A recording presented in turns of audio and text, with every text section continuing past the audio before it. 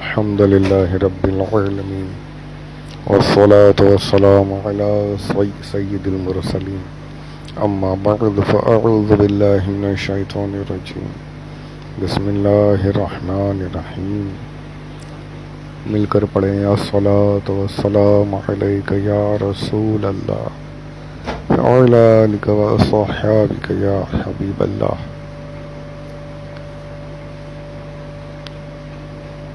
سعد بن ربی کی وصیت۔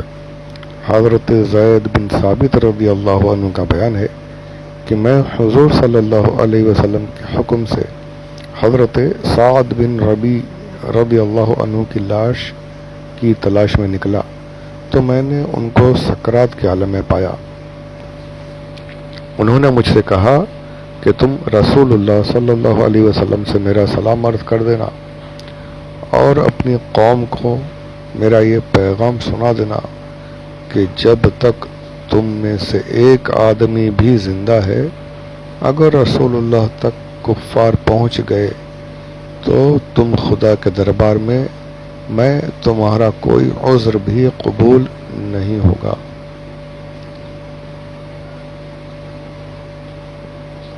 یہ کہا اور ان کی روح پرواز کر گئی۔ جنگ احد میں مردوں کی طرح عورتوں نے بھی بہت ہی مجاہدانہ جذبات کے ساتھ لڑائی میں حصہ لیا۔ حضرت بی بی عائشہ اور حضرت بی بی ام سلیم رضی اللہ عنہما کے بارے میں حضرت انس کا بیان ہے کہ یہ دونوں پائچے چڑھائے ہوئے مشک میں پانی بھر بھر کر لاتی تھیں اور مجاہدین خصوصاً زخمیوں کو پانی پلاتی تھیں۔ اسی طرح حضرت ابو سعید خدری رضی اللہ عنہ کی والدہ حضرت بی بی ام سلیت رضی اللہ عنہا بھی برابر پانی کی مشک بھر کر لاتی اور مجاہدین کو پانی پلاتی تھیں۔ یعنی جہاں مرد صحابہ رضی اللہ عنہم اپنی جانوں کے نذرانے پیش کر رہے ہیں تو وہاں خواتین اسلام بھی پیچھے نہیں رہی تھیں۔ اور یہ یاد رکھنے کی بات ہے کہ یہ سارے واقعات پردے کے احکام نازل ہونے سے پہلے کے ہیں۔ اب کوئی یہ نہ کہہ لے کہ خواتین بھی جنگ میں حصہ لے رہی تھی، آج روکا جاتا ہے۔ یہ پہلے پردے کے پہلے کے معاملات ہیں۔ اس کے بعد جب پردے کے احکام نازل ہو گئے تو پھر انہی خواتین نے وہ مثالیں پیش کی ہیں کہ آج ہماری ماں بہنوں کو ان سے درس عبرت حاصل کرنا چاہیے۔ اب یہاں ایک اور بڑا ہی پیارا واقعہ ہے، صحابیہ کا ہی ہے۔ سنیے کتنا صرف مردوں میں ہی نہیں، صحابہ میں ہی نہیں، صحابیات بھی عشق رسول میں پیچھے نہیں رہی۔ حضرت ام عمارہ کی جان نثاری۔ بی بی عمارہ جن کا نام نصیبہ ہے، جنگ احد میں اپنے شوہر حضرت زید بن عاصم اور دو بیٹوں حضرت عمار اور حضرت عبداللہ رضی اللہ عنہ کے ساتھ لے کر آئی تھیں۔ پہلے تو یہ مجاہد ان کو پانی پلاتی رہیں، لیکن جب حضور صلی اللہ علیہ وسلم پر کفار کی یلغار کا ہو شربہ منظر دیکھا تو مشک کو پھینک دیا اور ایک خنجر لے کر کفار کے مقابلے میں سینہ سپر ہو کر کھڑی ہو گئی اور کفار کے تیر تلوار کے ہر ایک وار کو روکتی رہی، چنانچہ ان کے سر اور گردن پر 13 زخم لگے۔ ابن قمیہ ملعون نے جب حضور رسالت معاب صلی اللہ علیہ وسلم پر تلوار چلا دی تو بی بی عمارہ نے آگے بڑھ کر اپنے بدن پر روکا، چنانچہ ان کے کندھے پر اتنا گہرا زخم آیا کہ غار پڑ گیا۔ پھر خود بڑھ کر ابن قمیہ کے شانوں پر زوردار تلوار ماری، لیکن وہ ملعون دوہری زرہ پہنے ہوئے تھا اس لیے بچ گیا۔ یعنی وہ جو پروٹیکشن کے لیے جو پہنتے ہیں تلوار سے بچنے کے لیے، سب کو پتہ ہے زرہ کیسے کہتے ہیں، لوہے کا ایک جالی جیسا ہوتا ہے، بدن پر ڈال لیتے ہیں تلوار کے واروں کو روکنے کے لیے۔ حضرت بی بی عمارہ رضی اللہ عنہا کے فرزند حضرت عبداللہ کہتے ہیں کہ مجھے ایک کافر نے زخمی کر دیا اور میرے زخم سے خون بند نہیں ہوتا تھا۔ میری والدہ حضرت ام عمارہ نے فوراً اپنا کپڑا پھاڑ کر زخم کو باندھ دیا اور کہا کہ بیٹا اٹھو، کھڑے ہو جاؤ اور پھر جہاد میں مشغول ہو جاؤ۔ اتفاق سے وہی کافر حضور صلی اللہ علیہ وسلم کے سامنے آ گیا تو آپ نے فرمایا کہ اے ام عمارہ، دیکھ تیرے بیٹے کو زخمی کرنے والا یہی ہے۔ یہ سنتے ہی حضرت بی بی ام عمارہ نے جھپٹ کر اس کافر کی ٹانگ پر تلوار کا ایسا بھرپور ہاتھ مارا کہ وہ کافر گر پڑا اور پھر چل نہ سکا، بلکہ سورین کے بل گھسٹتا ہوا بھاگا۔ یہ منظر دیکھ کر حضور صلی اللہ علیہ وسلم تبسم فرمایا اور فرمایا کہ ام عمارہ، تو خدا کا شکر ادا کر کہ اس نے تجھ کو اتنی طاقت اور ہمت عطا فرمائی کہ تو نے خدا کی راہ میں جہاد کیا۔ حضرت بی بی ام عمارہ نے عرض کیا کہ یا رسول اللہ صلی اللہ علیہ وسلم، فرمائے کہ ہم لوگوں کو جنت میں آپ کی خدمت گزاری کا شرف حاصل ہو جائے، اللہ سے دعا فرمائیے۔ اس وقت آپ نے ان کے لیے، ان کے شوہر اور ان کے بیٹوں کے لیے اس طرح دعا فرمائی: اللہم اجعلہم رفقائی فی الجنہ، یا اللہ ان سب کو جنت میں میرا رفیق بنا دے۔ سبحان اللہ۔ حضرت بی بی ام عمارہ رضی اللہ عنہا زندگی بھر اعلانیہ یہ کہتی رہیں کہ رسول اللہ صلی اللہ علیہ وسلم کی اس دعا کے بعد دنیا میں بڑی سے بڑی مصیبت بھی مجھ پر آ جائے تو مجھے اس کی کوئی پرواہ نہیں۔ یہ ہے صحابیہ کا جذبہ، دنیا کی پرواہ نہیں ہے۔ چاہیے تو کیا چاہیے؟ حضور اکرم صلی اللہ علیہ وسلم کا ساتھ چاہیے۔ سبحان اللہ۔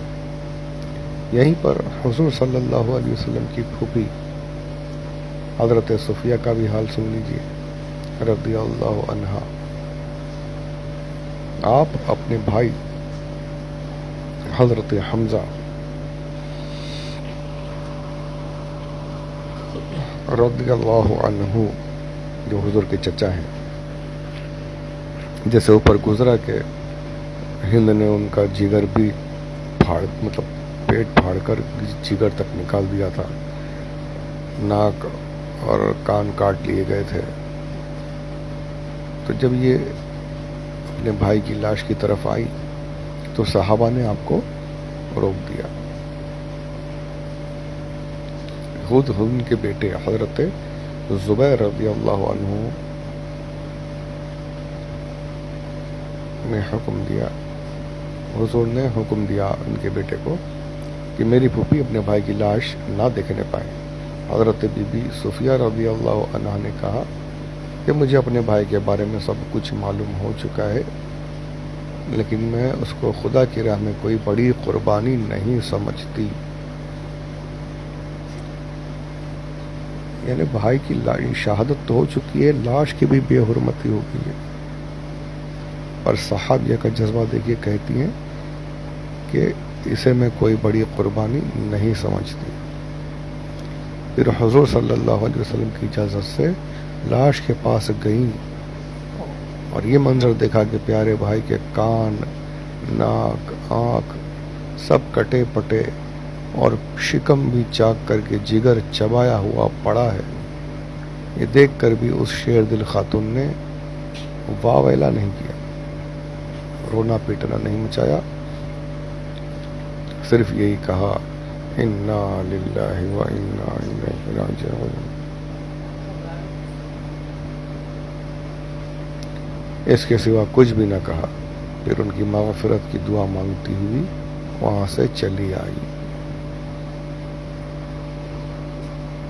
نے کہا نا کہ صحابیات بھی پیچھے نہیں ہیں۔ اور آگے سنیے، ایک انصاری عورت جس کا شوہر، باپ، بھائی سب اس جنگ میں شہید ہو چکے تھے، تینوں کی شہادت کی خبر باری باری سے لوگوں نے انہیں دی۔ یعنی یہ ایک آتا کہ تیرا بیٹا گیا، شہید ہو چکا ہے، دوسرا کوئی آ کر کہتا ہے کہ دوسرا بیٹا بھی شہید ہو گیا، ایک آ کر کہتا تیرے بھائی شہید ہو گئے،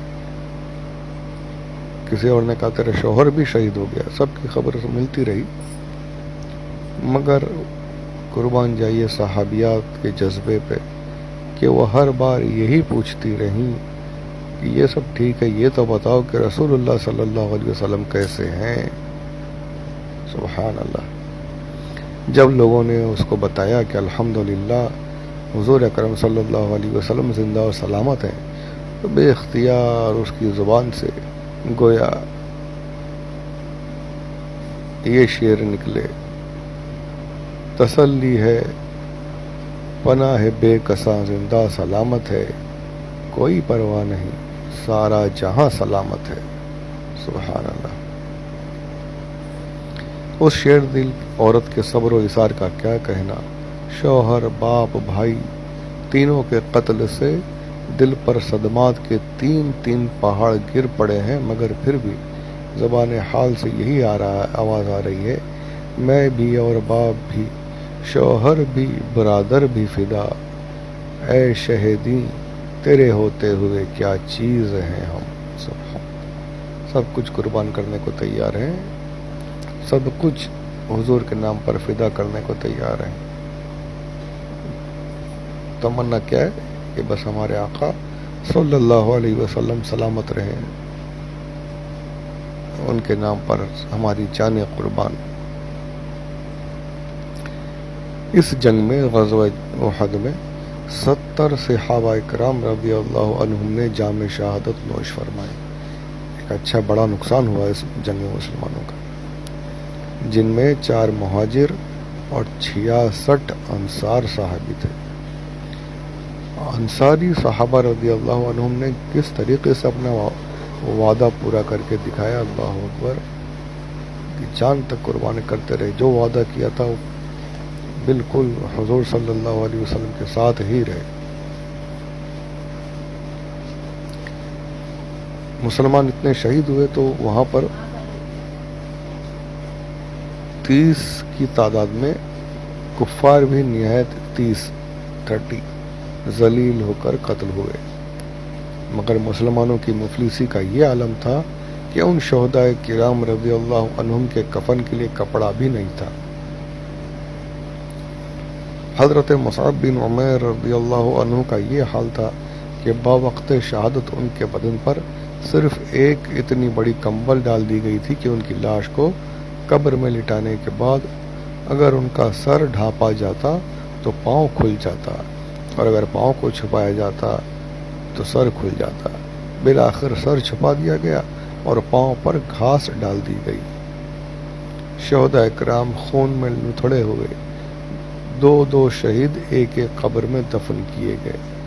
جن کو قرآن زیادہ یاد ہوتا تھا اس کو آگے رکھتے تھے۔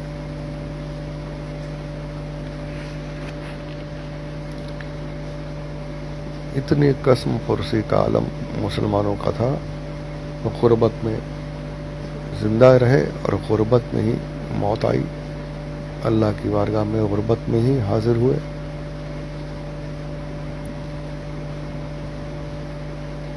ایک چادر، یعنی جیسے کفن کے لیے ایک چادر جیسا ہو گیا، بس وہ بھی اتنی بڑی نہیں کہ پورا بدن چھپ سکے۔ یہ تو ایک صحابی کا حال ہم تک پہنچا، اور پتہ نہیں کہ دوسرے اصحاب کے ساتھ بھی کیا کیا انہیں کمیاں پیش آئی ہوں گی۔ قبور شہداء کی زیارت۔ جنگ کے بعد کیا لکھ رہے ہیں کہ حضور اکرم صلی اللہ علیہ وسلم شہداء احد کی قبروں کی زیارت کے لیے تشریف لے جایا کرتے تھے، اور حضور کے بعد آپ کے چہیتے صحابی حضرت ابو بکر صدیق، حضرت عمر فاروق رضی اللہ عنہما کا بھی یہی عمل رہا۔ ہر سال یعنی یہ برابر یہ لوگ شہداء احد کی قبروں کی زیارت کے لیے جایا کرتے تھے، تو ثابت ہوا کہ قبروں کی زیارت کے لیے جانا یہ حضور کی سنت ہے۔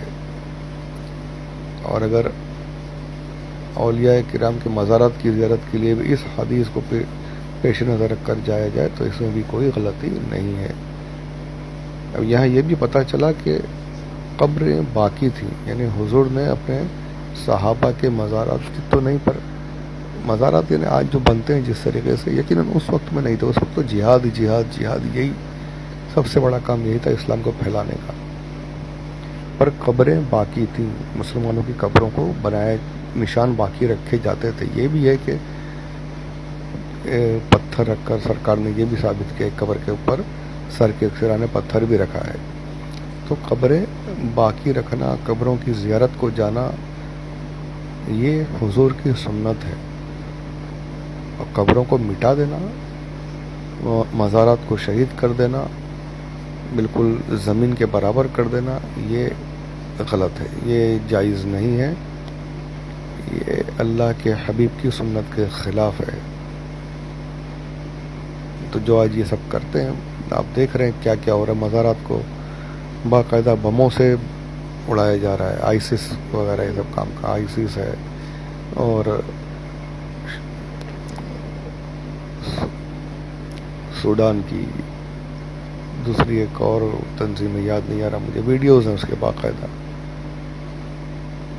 ویڈیو میں باقاعدہ مزارات پر ہتھوڑے چلا کر شہید کیا جا رہا ہے، بموں سے اڑایا جا رہا ہے پوری درگاہوں کو، اس پر اللہ اکبر کے نعرے لگائے جاتے ہیں، جال حق و زحق الباطل کی آیتیں پڑھی جاتی، آیت پڑھتے ہیں، ان کے ذہن میں یہ بھر دیا گیا کہ یہ شرک ہے، یہ سب غلط ہے، اور ہم جو کر رہے ہیں وہ صحیح ہے، تو یہ بالکل شیطانی طریقہ ہے۔ اللہ تبارک و تعالیٰ نے ان چیزوں سے منع کیا ہے، حضور نے منع کیا ہے، سرکار کی حدیث پاک ہے کہ اگر کوئی کسی قبر پر کھڑا ہو جائے، اس سے بہتر یہ ہے کہ وہ آگ پہ کھڑا ہو جائے، یعنی قبر والوں کو تکلیف دینے سے حضور نے منع فرمایا۔ تو عام قبروں کا یہ حال ہے، تو مزارات کا جو اولیاء کرام ہیں، جو صحابہ کرام ہیں، ان پر معاذ اللہ کدالے چلانا، ہتھوڑے چلانا، یہ کہاں سے ثابت ہے؟ جو یہ کہتے ہیں کہ حضور نے توڑنے کے لیے بھیجا تھا، تو مشرکین کی قبریں تھیں، مشرکین کے جو اونچی قبریں بنی ہوئی تھی، حضرت علی نے انہیں توڑا، انہیں صحیح کیا زمین کے برابر کے۔ مسلمانوں کا ادب و احترام کرنا یہ ہمیشہ سے اسلام نے سکھایا ہے۔ ضرور شریف پڑھ لیجیے، اللہم صلی علی سیدنا مولانا محمد وعلی آلہ سیدنا مولانا محمد مبارک وسلم صلاۃ و سلام علیک یا رسول اللہ۔ ایک مرتبہ حضور صلی اللہ علیہ وسلم شہدائے احد کی قبروں پر تشریف لے گئے تو ارشاد فرمایا کہ یا اللہ، تیرا رسول گواہ ہے کہ اس جماعت نے تیری رضا کی طلب میں جان دی ہے۔ پھر یہ بھی ارشاد فرمایا کہ قیامت تک جو مسلمان بھی ان شہیدوں کی قبروں پر زیارت کے لیے آئے گا اور ان کو سلام کرے گا تو یہ شہدائے کرام اس کے سلام کا جواب دیں گے۔ اب اور کیا چاہیے؟ جو کہتے ہیں قبر والے کچھ نہیں کر سکتے، قبر میں مر گئے، بات ختم، اب ان کو اور کس بات کا ثبوت چاہیے؟ یہ حدیث پاک ہے، وہ مانے یا نہ مانے، ہمیں اپنا کام کرنا ہے۔ ہمیں یہی درس دیا گیا حدیث پاک میں کہ قبر والوں کی ادب و احترام کرو، سلام کرو، اللہ کی بارگاہ میں دعائیں کرو کہ اللہ تبارک و تعالیٰ اپنے پیارے بندوں کے صدقے میں ہماری دعائیں قبول کر لے۔ یہ درس ہمیں دیا گیا ہے، اور یہاں تک ہے کہ سلام کرتے ہیں تو شہدائے احد جواب بھی دیتے ہیں۔ شہدائے احد صحابہ اکرام کا مقام بہت عالی ہے، اولیاء اکرام سے بھی ثابت ہے کہ انہوں نے، اب وہ اس مقام پر ہونا چاہیے کہ ہماری کان ان کی آواز کو سن سکیں۔ تو اولیاء کرام کے مزارات کی بھی تعظیم یہاں سے ثابت ہوتی ہے۔ اس کے آگے دیکھیے، بڑا پیارا چھوٹا سا واقعہ ہے۔ حضرت فاطمہ خزاعیہ رضی اللہ تعالی عنہ کا بیان ہے کہ میں ایک دن احد کے میدان سے گزر رہی تھی، حضرت حمزہ کی قبر کے پاس پہنچ کر، اب قبر کے پاس پہنچ کر یہ بتاتا ہے کہ قبر بنی ہوئی ثابت رکھی گئی تھی، قبروں پر کدالیں نہیں چڑھائی گئی، زمین کے برابر نہیں کیا گیا، اور سمجھ میں آتا تھا کہ یہ حضرت حمزہ کی قبر ہے، کچھ نہ کچھ نشان تو ضرور رکھا گیا ہوگا نا۔ تبھی تو پتہ چل رہا ہے یہ حضرت حمزہ ہیں، یہ فلاں صاحب یہ فلاں، اور نہیں آج یہ کہا جا رہا ہے کہ زمین کے برابر کر دینا یہ صحیح نہیں ہے. قبروں کو باقی رکھنا یہ سنت ہے صحابہ کی، اور ان کی زیارت کو جانا یہ ہمارے آقا صلی اللہ علیہ وسلم کی اور صحابہ کی سنت ہے. تو اللہ ہم حضور اکرم صلی اللہ علیہ وسلم اور صحابہ کے راستے پر چلنے کی توفیق عطا فرمائے اور بد دینوں اور گمراہوں سے بچنے کی توفیق عطا فرمائے. آمین بجاہ النبی الامین صلی اللہ علیہ وسلم. تو یہ صاحب یہ کہتی ہیں رضی اللہ تعالیٰ عنہ حضرت فاطمہ خزائیہ کہ جب میں حضرت حمزہ رضی اللہ عنہ کی قبر کے پاس پہنچ کر میں نے عرض کیا السلام علیکہ یا عم رسول اللہ، یعنی اے اللہ کے رسول کے چچا آپ پر سلام ہو، تو میرے کان میں یہ آواز آئی وعلیک السلام ورحمۃ اللہ وبرکاتہ. سبحان اللہ، کتنا پیارا یعنی درس ملتا ہے. پر ایک بات ہے کہ جب انسان کو نہیں سمجھنا ہے تو نہیں سمجھے گا. بس اللہ ہمیں سمجھنے والوں اور ماننے والوں میں شامل رکھے. علامہ آگے تحریر فرماتے ہیں کہ 46 سال کے بعد شہدائے احد کی بعض قبریں کھل گئیں. ان کے کفن سلامت اور بدن تر و تازہ تھے، اور تمام اہل مدینہ اور دوسرے لوگوں نے دیکھا کہ شہدائے کرام اپنے زخموں پر ہاتھ رکھے ہوئے ہیں، اور جب زخم سے ہاتھ اٹھایا تو تازہ خون نکل کر بہنے لگا. سبحان اللہ. 46 سال بعد ہوتا ہے، آج بھی ہوتا ہے، قبریں کھل جاتی ہیں بارش سے یا کسی اور وجہ سے، زمین مٹی دھس جاتی ہے تو معاملات دکھائی دیتے ہیں. تو یہ شہداء اکرام کا حال ہے کہ بالکل باحیات ہیں. تو جب شہداء کا یہ حال ہے تو سب سے بڑا جو درجہ ہے انبیاء کا، تو انبیاء یقیناً باحیات اپنی قبروں میں موجود ہیں. یہ کہنا کہ نبی مر کر مٹی میں مل گئے معاذ اللہ، یہ گمراہی ہے. اسماعیل دہلوی نے اپنی کتاب تقویۃ الایمان میں یہی لکھا ہے، صاف صاف لکھا ہے کہ میں بھی ایک دن مر کر مٹی میں ملنے والا ہوں. معاذ اللہ رب العالمین. حضور اپنے بارے میں ایسا کہہ رہے ہیں. معاذ اللہ معاذ اللہ. جو ایسا کہے اس کا انجام بس اللہ ہی بہتر جانتا ہے. تو شہداء کی حیات بالکل ثابت، قرآن پاک سے ثابت. جب شہداء با حیات ہیں تو ان سے بڑا مرتبہ انبیاء کرام کا ہے. خود اللہ تبارک و تعالیٰ نے فرمایا ہے انبیاء صدیقین شہداء اور صالحین. چوتھا مرتبہ صالحین کا فرمایا گیا. اولئک انعم اللہ علیہم من النبیین الصدیقین والشہداء والصالحین. یہ قرآن کی آیت کا ایک ٹکڑا ہے کہ ان چاروں پر اللہ کا انعام ہوا، ان چاروں پر اللہ کا انعام ہوا. اور قرآن کی پہلی سورہ فاتحہ میں ہے ہمیں اہدنا الصراط المستقیم صراط الذین انعمت علیہم، یا اللہ ہمیں ان کے راستے پر چلا جن پر تیرا انعام ہوا. تو انعام کس پر ہوا؟ انبیاء، صدیقین، شہداء اور صالحین. صالحین میں کون ہیں؟ صالحین سے مراد اولیاء کرام ہیں. تو اولیاء کرام پر بھی اللہ کا انعام ہوا. جہاں شہداء حیات ہیں تو وہاں پر اللہ تبارک و تعالیٰ اپنے کرم سے اپنے پیارے بندوں، اپنے ولیوں کو بھی یقیناً قبر میں سلامت رکھنے پر قادر ہے، اور سلامت رکھتا بھی ہے، دکھتا بھی ہے، لوگوں کے سامنے آتا بھی ہے. اب کافی طوال سے گفتگو ہو جائے گی، کبھی موقع رہا تو اس پر بھی بات کریں گے انشاءاللہ. ابھی وقت زیادہ ہو چکا ہے. بس دعا یہی کروں گا کہ اللہ تبارک و تعالیٰ اپنے حبیب کے صدقے میں صحیح عقیدوں پر قائم رہنے کی توفیق عطا فرمائے، اور گمراہ بددینوں سے بچے رہنے کی توفیق عطا فرمائے، بلکہ ہمیں بچائے. آمین بجاہ النبی الامین صلی اللہ علیہ وسلم. وما علینا الا البلاغ المبین.